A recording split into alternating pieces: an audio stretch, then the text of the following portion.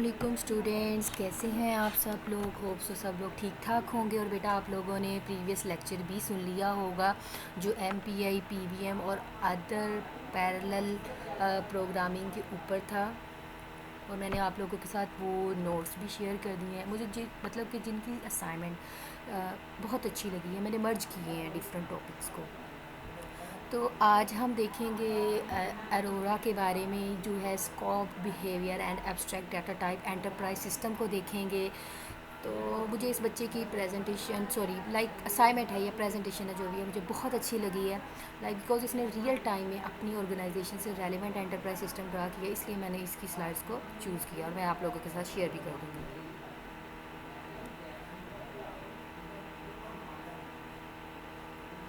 Okay जी, हम इसको start करते हैं। तो सबसे पहले हम देख लेते हैं ये टर्म रोरा, व्हाट इज़ दिस। तो it is a distributed share data. तो ये क्या है, डीएसटी ऑलरेडी आप लोगों को बता दिया हुआ है। तो ये आपका डिस्ट्रीब्यूटेड क्या है, शेयर डाटा है, system based on the standard C plus plus class library and run time system है। ठीक है जी, आपका है किस बेस है, standard C plus plus class library को यूज़ करता है, रन टाइम सिस्टम है ये आपका। एज विद रिलेटेड सिस्टम, तो इस रिलेटेड सिस्टम के साथ हम क्या है, it is a provider share data programming abstraction. तो ये हमें share data programming abstraction provide करती है। मतलब एब्स्ट्रैक्ट निचोड़ होता है किस चीज़ के अंदर से निकालना, ऑन डिस्ट्रीब्यूटेड मेमोरी हार्डवेयर। किसके ऊपर, मेमोरी हार्डवेयर होगी तो आप उसके ऊपर काम कर सकेंगे ना। वही बात है कि सॉफ्टवेयर आपके हार्डवेयर के ऊपर इंस्टॉल होता है। The system does not contain any language extension and it does not require special hardware support। तो एक्चुअली ये जो सिस्टम है मतलब कि एक्चुअली डिपेंड नहीं होता आपकी लैंग्वेज एक्सटेंशन के ऊपर, और इट डज़ नॉट रिक्वायर, कोई भी इसके अंदर स्पेशल हार्डवेयर सपोर्ट की ज़रूरत नहीं होती। Instead Arora exploits language mechanisms for creating abstract data type. तो हम इसमें जो है एब्स्ट्रैक्ट डाटा टाइप के कॉन्सेप्ट की बेस पे काम बात करते हैं। Has a novel interface, it has a novel interface called scoped behaviour.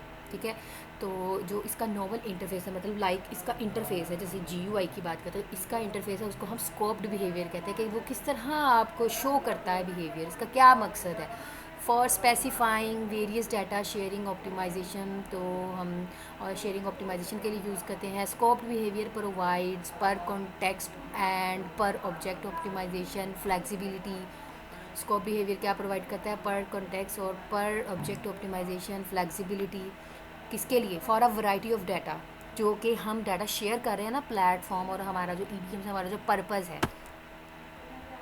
तो स्कोप्ड बिहेवियर को देख लेते हैं। The single most novel aspects of Aurora is the scope behavior abstraction. तो सिंगल मोस्ट, अगर इसका निचोड़ निकाला जाए इस टर्म का, तो वो होता है आपका स्कोप बिहेवियर एब्स्ट्रैक्शन, मतलब कि एब्स्ट्रैक्ट डाटा टाइप। तो scope behaviour is an application program interface. API के बारे में सबको पता होगा कि API क्या चीज़ होती है। To a set of system provided optimization, तो हमें ये क्या प्रोवाइड करता है, API क्या होता है। API आपका एप्लीकेशन प्रोग्रामर इंटरफेस होता है, तो हमें क्या प्रोवाइड करता है, ऑप्टिमाइजेशन के टूल्स प्रोवाइड करता है। It is also an implementation framework for the optimization. तो ये इम्प्लीमेंटेशन भी करता है किस चीज़ की, फ्रेमवर्क जो होते हैं। Unlike typical APIs based on functional call, scope behaviour इनको इंटीग्रेट करता है, इसके डिज़ाइन को इम्प्लीमेंट करते हैं हम। तो देन आपके पास जो है वो सॉफ्टवेयर लेयर्स आती हैं, किसके अंदर आपकी जो इसकी टाइप्स हैं 1 से लेकर, मतलब एरोरा की टर्म बता रहे हैं कि ये जो है A1 से लेकर 4 तक इसकी टर्म्स जो हैं लेयर्स हैं। ठीक है, वो इसके अंदर इंक्लूड है। Using both compile time and run time, consequently there are a number of ways to view scope behavior depending on a specific software layer। तो consequently इसकी बात करते हैं कि जो नंबर ऑफ़ वेज हैं वो व्यू जिसको देखते हैं, वो स्कोप बिहेवियर जो है वो डिपेंड करता है किसके ऊपर, आपके स्पेसिफिक सॉफ्टवेयर लेयर के ऊपर डिपेंड करता है। मतलब जो भी आपकी सॉफ्टवेयर लेयर होगी उसके बिहेवियर के ऊपर जो भी आपके वेज हैं, नंबर ऑफ़ वेज हैं डिसाइड करें, उसके ऊपर डिपेंड होंगे। So to the application programmer, scope behavior is the interface to a set of per package data sharing optimization that are providing by the Aurora system। तो कंसेप्चुअलिटी की बात जब हम बात करते हैं तो सिमिलर होता है ये हमारे कंपाइलर एनोटेशन, मतलब compiler instruction, I think so आप लोग पढ़ रहे हैं। The application programmer uses Aurora's classes to create process। बेटा ये एक सिस्टम है, बस ये कह लो कि जैसे डिफरेंट फ्रेमवर्क्स होते हैं ना, हम PHP की बात करते हैं, PHP की बात करते हैं तो उनके डिफरेंट फ्रेमवर्क्स हैं। हम वेब डेवलपमेंट की बात करते हैं, उनके डिफरेंट फ्रेमवर्क्स हम देखते हैं। लारावेल एक फ्रेमवर्क है तो उसके अपने एक स्कोप बिहेवियर है, तो इसी तरह ये अरोरा सिस्टम है, इसके अपने एक स्कोप बिहेवियर है।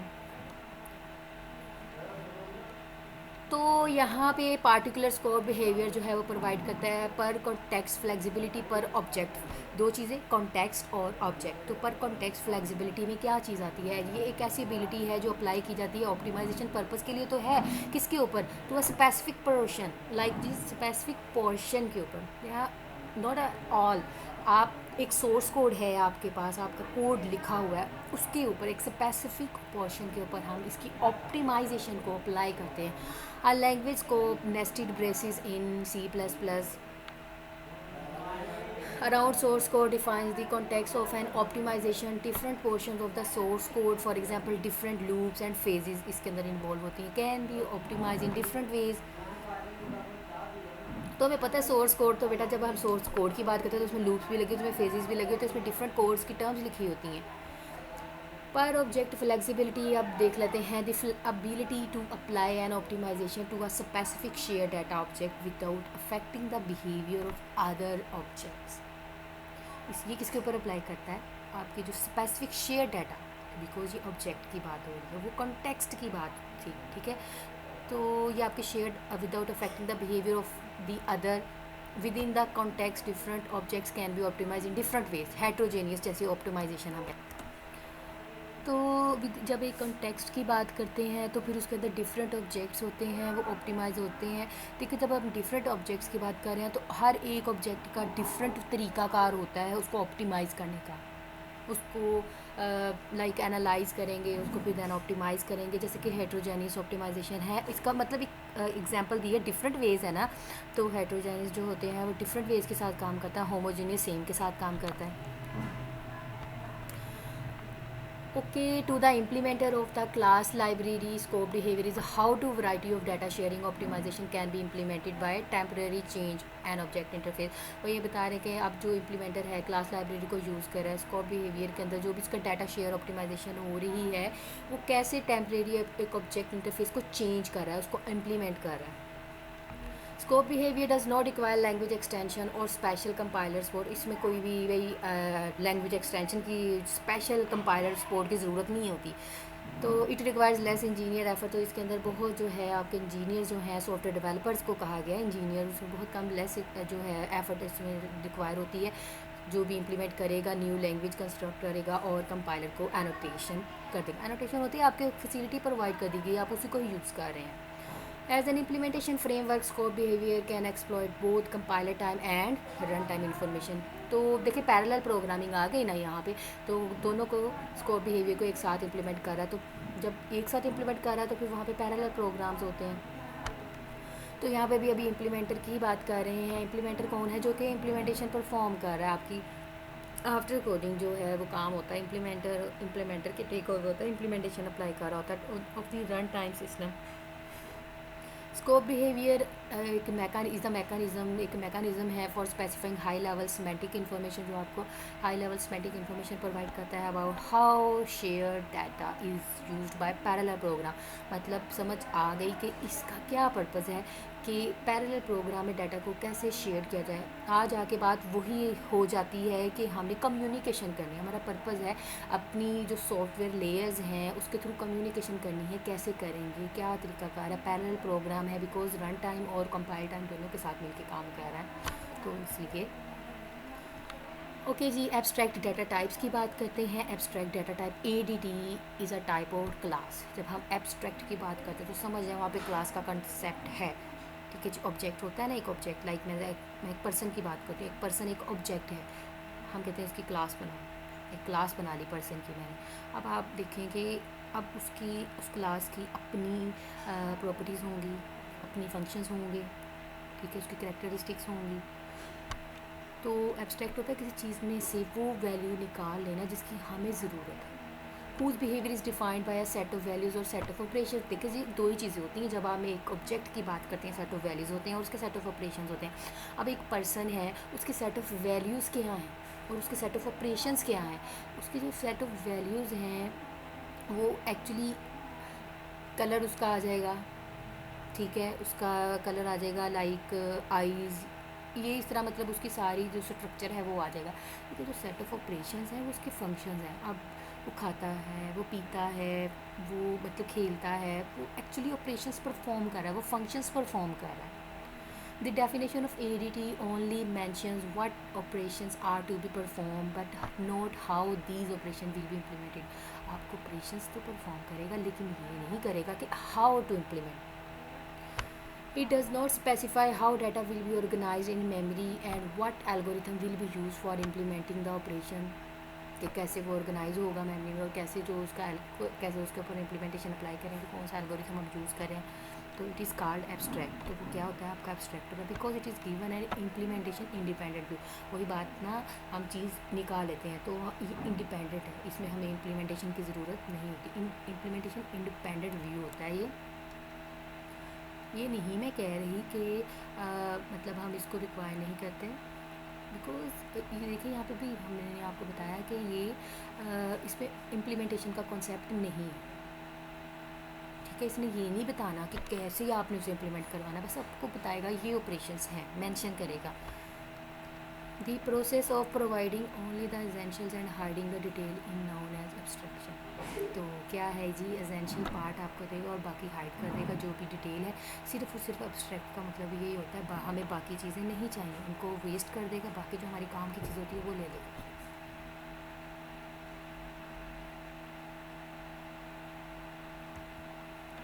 List ADT, stack ADT, queue ADT। तो list ADT, the data is generally stored in a key sequence. तो लिस्ट की बात करते हैं तो बेटा sequence wise, list wise has a head structure consisting of count, pointers and address of compare function needed to compare the data in the list। तो ये list के फॉर्म में होगा। स्टैक ADT क्या है, in stack ADT implementation instead of data being stored in each node. उसमें तो node की फॉर्म में हो रहा था ना, यहाँ पे नोड की फॉर्म में नहीं होगा, यहाँ पे स्टैक की फॉर्म में होगा। तो पॉइंटर है जी, pointer to data is stored. The program allocates memory for the data and address is passed to the stack ADT। तो हम यहाँ पे स्टैक का कंसेप्ट लेते हैं, एड्रेस का कंसेप्ट लेते हैं कि एक एड्रेस प्रोवाइड कर दिया जाएगा। हाँ जी जी, क्यू की बात करते हैं। क्यू एब्स्ट्रैक्ट डाटा टाइप जो है वो फॉलो करेगा बेसिक डिज़ाइन स्ट्रक्चर किसका, आपकी स्टैक एब्स्ट्रैक्ट डाटा टाइप। तो स्टैक्स का ही कंसेप्ट क्यू के अंदर इन्वॉल्व होगा। ओके जी, अब हम एंटरप्राइज की तरफ मूव होने लगे हैं। व्हाट इज़ प्रोसेस टेम्पलेट, क्या होते हैं ये प्रोसेस टेम्पलेट। तो प्रोसेस टेम्पलेट जो है वो डॉक्यूमेंटेशन प्रोडक्ट, आपका एक प्रोसेस टेम्पलेट आपने क्या काम किया उसको मैप करना है, रियल टाइम पे इसका मॉडल बनाना है। सच एज आ प्रोसेस मैप, प्रोसेस मैट्रिक्स और प्रोसेस मॉडल, ये सारी इसके अंदर ही लाई करती हैं आपके प्रोसेस टेम्पलेट के अंदर।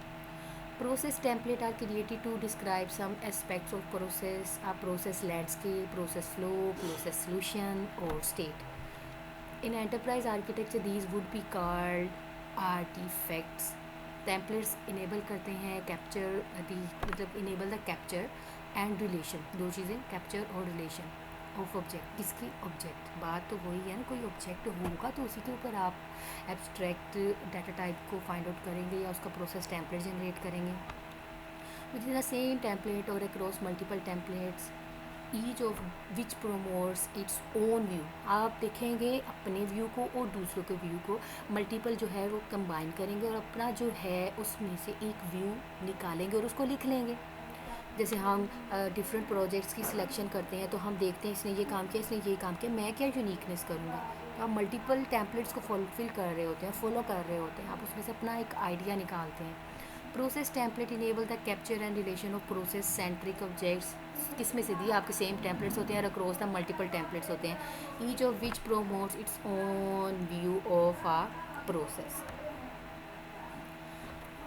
तो अब process template that show the procedure of a certain process. देखिए इसमें एक सर्टन प्रोसीजर हमें फुलफ़िल करना पड़ता है, हमें अपना काम कंप्लीट करने तक फुलफ़िल करना पड़ता है। तो ये एंटरप्राइज़ के अंदर अब जब हम काम करते हैं, एक प्रोसीजर फुलफ़िल करते हैं, एक सर्टन प्रोसेस को शो करने के लिए करते हैं, is called the enterprise process template. एक procedure for curing the for done the certain process being in an enterprise organization. This is called enterprise process template.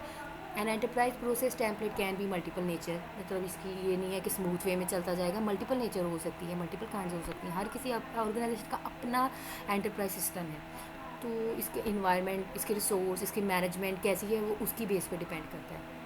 तो यहाँ पे एक टेम्पलेट जो है एंटरप्राइज स्टाफिंग प्रोसेस का वो दिया गया है। ये बच्चा है साद अहमद, तो मुझे इसका अच्छा लगा है ये काम, तो इसलिए मैंने आप लोगों के साथ शेयर किया है। ये नंबर ऑफ़ प्रोसेसेस हैं, ये देखिए यहाँ पे आपके नंबर ऑफ़ प्रोसेसेस हैं, यहाँ पे आपके पर्सनल स्टाफिंग प्रोसेस है। तो प्रोसेस ओनर लिखा है उसने अपना क्रिएटेड बाय, ये भाई इनकी जो सॉफ्टवेयर हाउस है उनका नाम है Invictus solutions, I think so. और डेट क्रिएटेड मेंशन है कि उसने कब ये बनाया। तो प्रोसेस पर्पस में क्या लिखा है, प्रोसेस स्कोप में क्या लिखा है, प्रोसेस इनपुट, प्रोसेस बाउंड्रीज़, तो वो इसके अंदर उसने डिफ़ाइन की हैं। आप मतलब अपनी पर्सनल स्टाफिंग प्रोसेस है उनका ये। प्रोसेस पर्पस में क्या है, ये पर्पस होता है पर्सनल, जो इसकी स्टाफिंग पर्पस है, इम्प्रूव कर रहा है इनविक्टस सोल्यूशन एबिलिटी को, मतलब एफिशिएंटली आइडेंटिफाई कर रहा है एक पर्सनल स्टाफिंग रिक्वायरमेंट्स को ऑर्गेनाइजेशन का पूरा। इसने मतलब एक पार्टिसिपेंट्स के तौर पर हर एक को सेपरेट उसका पर्पस बताया, स्कोप क्या होता है। तो एक्सटर्नल रिक्वायरमेंट्स होंगी इसके अंदर इंक्लूड, जैसे कि कॉन्ट्रैक्ट सपोर्ट आउटसाइड, सारे इसके अंदर स्कोप के प्रोसेस आ जाएंगे। इनपुट क्या है प्रोसेस की, process input for the personal staffing जो है वो इसके operational divisions like identification purpose के ऊपर आ जाएगा। किसको भाई, इंटरनल स्टाफिंग नीड की बात करें है ना।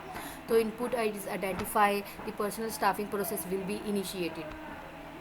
तो कुछ इसमें बाउंड्रीज़ होंगी, तो आप लोगों ने इसको बड़े डिटेल में पढ़ लेना। मैं आइए आप लोगों को शेयर कर देती हूँ। बेटा इसमें ना ह्यूमन रिसोर्सेज रेलिवेंट सारी बाउंड्री होगी, डिफ़ाइन होगी, लाइक जॉब एक्सेप्टेंस, उसकी क्वालिफ़िकेशन, उसकी हर एक कैंडिडेट की अलग-अलग जो भी सीवीज़ में से हम चीज़ें लेते हैं, मतलब देखो ह्यूमन रिसोर्सेज जो भी है इसमें इंक्लूड होंगे, उसकी स्किल्स टेस्ट होंगे, ऑपरेशन डिवीजन इंक्लूड होंगे। तो आप लोग इसको अच्छे से व्यू कर लीजिएगा।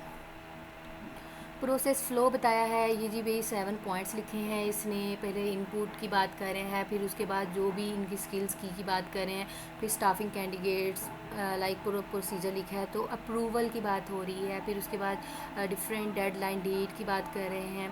देखिए जब हम एंटरप्राइज़ की बात करते हैं ना, एक टेम्पलेट की बात करते हैं, सीधी बात मैं आप लोगों को बताती हूँ, इस चीज़ को छोड़ें। देखिए हम जब सॉफ्टवेयर डेवलपमेंट की बात करते हैं तो हमें पता है सॉफ्टवेयर डेवलपमेंट में हमने पहले इनपुट डायरेक्टली स्टार्ट कर देनी होती है, हमने उसकी रिक्वायरमेंट्स लेनी होती है, हमने उसका प्रोसीजर देखना होता है, हमें उसकी कॉस्ट देखनी होती है, हमें उसमें डिफ़ाइन करना होता है हमारी हार्डवेयर क्या है, हमारी सॉफ्टवेयर रिसोर्सेज क्या है, हमारी रिक्वायरमेंट्स क्या हैं, आपके क्लाइंट्स की रिक्वायरमेंट्स क्या हैं, आपके स्टाफ मेम्बर्स की रिक्वायरमेंट्स क्या हैं, आपके टीम मेम्बर्स की रिक्वायरमेंट्स क्या हैं। उसमें ये सारी चीज़ें इंक्लूड होंगी। आप अपना बजट देखेंगे, अपने सॉफ्टवेयर का बजट देखेंगे, देन ही आप उसको डील करेंगे। देखिए अब आपका प्रोजेक्ट बहुत हाई लेवल का और आपकी टीम मेंबर्स को वो काम नहीं आता, तो आपको वो बंदे हायर करने पड़ेंगे, आपको टीम मेंबर्स हायर करने पड़ेंगे। तो इतने भी ज़्यादा नहीं हमें अपने बजट से बाहर निकलना, ऐसा नहीं होना चाहिए कि आप इतना प्रोजेक्ट के ऊपर एक्सपेंस ले ना रहे और आपके जो टीम मेंबर्स हैं वो ज़्यादा एक्सपेंसेस आपसे मांग रहे हो। तो ये हर चीज़ जो है ना, इसके ऊपर फोकस होना चाहिए। आपने अपनी क्वालिफाइड बंदे को सिलेक्ट करना है ताकि वो बहुत कम टाइम में बहुत एफिशिएंटली आपका काम जो है वो परफॉर्म करे। तो अगर मैं मतलब एक सिंपल दूसरी टर्म में इंटरव्यू की टर्म की बात करती हूँ, क्योंकि इंटरव्यू हम कैसे होता है, इंटरव्यू होता है ना, आप लोगों के डॉक्यूमेंट्स जमा हो जाते हैं, दैन एक प्रोसीजर बनता है, आप जमा करवा रहे हैं, आप लोगों को एक नंबर प्रोवाइड कर दिया जाता है, फिर आप लोगों को कॉल की जाती है। ऐसे कैसे कॉल कर दी जाती है, वो आप लोगों को स्पेसिफाई करते हैं, स्किल्स की बेस पे सेपरेट कर देते हैं, इस बंदे को बुलाना है, इस बंदे को नहीं बुलाना चाहिए। तो दैन ऐसे ही है। फिर ऑपरेशनल जो इसके ऊपर अप्लाई होते हैं, हाँ जी आपको सिलेक्ट किया गया है नहीं किया गया, वो आपको बता देते हैं। तो ये सारा एक प्रोसेस का फ़्लो है, तो ये चलता रहेगा, फिर वो एंटर हो जाएगा, देन सब उसको गाइड किया जाएगा, उसको उसके बारे में गाइड किया जाएगा जहाँ पे वो जा रहा है, उस कंपनी के बारे में। तो आप लोगों ने इसको बड़े अच्छे से व्यू कर लेना है। एंटरप्राइज प्रोसेस फ्लो डायग्राम है ये, तो ये उसी के पूरे प्रोसीजर को ऐसा डिफ़ाइन कर दिया है और बड़ा ही अच्छा इम्पैक्ट पड़ता है जब हम सॉफ्टवेयर को इस फॉर्म में, सॉफ्टवेयर की डॉक्यूमेंटेशन को इस फॉर्म में किसी के अगर प्रेजेंट करें तो आपका इम्पैक्ट भी बहुत अच्छा पड़ता है कि हाँ भाई क्लियर नज़र आ रहा है। थ्योरी पढ़ना हर कोई पसंद नहीं करता, तो डायग्रामेटिक फॉर्म जो है वो बेस्ट है। अपनी एक सॉफ्टवेयर की हमें डॉक्यूमेंटेशन लाजमी बनानी चाहिए, बिकॉज़ वो जो होती है ना हार्ड फॉर्म, अगर आपका डेवलपर छोड़ भी जाता है तो वो हार्ड फॉर्म आप किसी और को दे देते हैं ना, और अपना सॉफ्टवेयर कहते हैं मुझे इसमें चेंजेस चाहिए, तो बड़ा इजीली इस डॉक्यूमेंट्स को रीड करके या फिर डायग्राम जो होती हैं आपकी डिफरेंट यूएमएल डायग्राम्स उनकी फॉर्म में टेक ओवर किया जा सकता है, समझ आ सकती है। तो ये पूरा स्केड्यूल है, ऑपरेशन डिवीजन है, मतलब कि यहाँ पे फुलफ़िल हो गई, फुल ऑटो करेंगे फिर देन अप्रूव होगी, मतलब कि एप्लीकेंट्स के बारे में है। तो आप लोग इसको व्यू कर लीजिएगा। ये चीज़ें हमेशा याद रखिएगा जब हम बात करते हैं, पहले हमेशा इनपुट होती है फिर उसके ऊपर प्रोसेसिंग अप्लाई करती है, ख्वाह वो प्रोसेसिंग आपकी फ़िज़िकल फॉर्म में हो, ख्वाह वो प्रोसेसिंग आपका कंप्यूटर पर फॉर्म कर रहा हो, ख्वाह वो प्रोसेसिंग आपकी ऑर्गेनाइजेशन पर फॉर्म कर रही हो। ऐसे नहीं है कि इनपुट हो आई है जी, आप लोगों के फॉर्म जमा हो गए हैं, इंटरव्यू हो गया, फ़ौरन से सिलेक्ट नहीं भाई बेटा, उसके ऊपर ऑपरेशन, उसके ऊपर फंक्शंस लगते हैं। हाँ भाई इसको देना चाहिए, ये बंदा सेलेक्ट करना चाहिए, इसको ये ऑफ़र करना चाहिए, इसको यहाँ पे साइन करने हैं, अब ये सिलेक्ट हो गया, इसका स्केड्यूल सेट कर दो, इसकी स्टार्ट डेट ये है, मतलब इसने ज्वाइनिंग इस डेट की है, और इसकी आउटपुट एंड पे पता चलेगी कि क्या इसने काम प्रॉपर किया या नहीं किया, क्वालिफाइड है या नहीं क्वालिफाइड, हमारी जो रिक्वायरमेंट्स हैं वो फुलफ़िल कर रहा है या नहीं कर रहा। ओके जी स्टूडेंट्स, ये था आप लोगों का लेक्चर। तो आप लोगों ने इसको बड़े अच्छे से पढ़ना है, बहुत अच्छी जो है इसने बच्चे ने सेटअप किया हुआ है इस चीज़ का, तो इसलिए मैंने इसको चूज़ किया है। तो आप लोगों ने इसकी जो ये वाला इसका प्रोसेस का प्लान है, इसके पर्सनल स्टाफिंग प्रोसेस है, कैसे मतलब स्टाफ को हायर किया जाता है, कैसे वो काम कर रहा है, कैसे उसकी आउटपुट जनरेट हो रही है, तो आपने इसको बड़े अच्छे से रिव्यू करना है। ठीक है, इंशाल्लाह मैं आप लोगों से क्लास में ज़रूर पूछूंगी कि इसमें क्या आपको समझ आई है, एक एंटरप्राइज टेम्पलेट कैसे बनना चाहिए किसी भी ऑर्गेनाइजेशन का, आप अपना बिजनेस कर रहे हैं उसमें कैसे आप बनाएंगे। ओके जी स्टूडेंट्स, अपना बहुत सारा ख्याल रखिएगा, अपनी प्रेजेंटेशन के लिए रेडी होके आइएगा। गुड लक, अल्लाह हाफिज़।